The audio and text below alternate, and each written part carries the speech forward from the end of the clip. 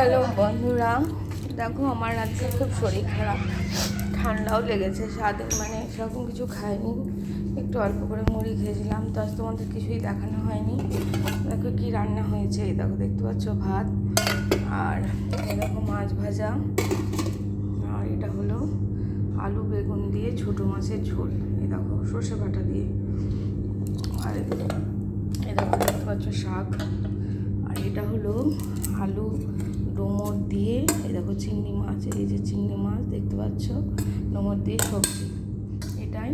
এই দেখো আমি সাজিয়ে নিয়েছি, ছোটো মাছ ভাজা, অল্প করে ভাত, আলু ডোমর দিয়ে সবজি, শাক নিয়েছি। তো এখন খাবো, দেখি খেতে পারছি কি না।